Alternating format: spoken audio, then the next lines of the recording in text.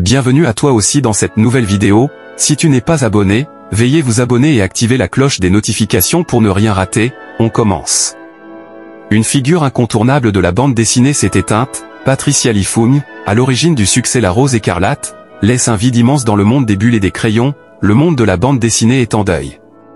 Patricia Lifoun, talentueuse autrice de La Rose écarlate et les Mythiques, est décédée ce mercredi 15 janvier à l'âge de 47 ans, comme l'a annoncé son éditeur, Delcourt. Le groupe Delcourt a appris avec une profonde tristesse la disparition de Patricia Lifoun survenue ce jour, 15 janvier, à l'âge de 47 ans, peut-on lire dans un communiqué relayé par Le Monde, sans que les circonstances de sa mort n'aient été dévoilées.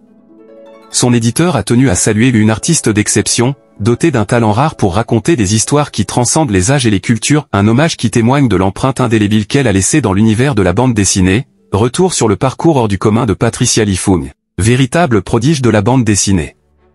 Patricia Lifoun, c'était avant tout une histoire hors norme. Deuxième d'une fratrie de 8 enfants, elle a grandi dans une cité de Villeneuve-la-Garenne, dans les Hauts-de-Seine, un environnement qu'elle qualifiait elle-même de l'un des plus pauvres du département. C'est devant les dessins animés du Club Dorothée qu'elle s'est initiée à la culture visuelle, une passion qui allait devenir son moteur. Au tournant des années 2000, elle s'impose dans les cercles amateurs de manga et de fanzine. Revendiquant une esthétique encore peu courante en France, l'influence du manga, diplômée de l'école des Gobelins, elle se lance ensuite dans le character design de dessins animés cultes comme Totally Spies et Martin Mystère, mais c'est avec La Rose écarlate qu'elle entre véritablement dans la légende.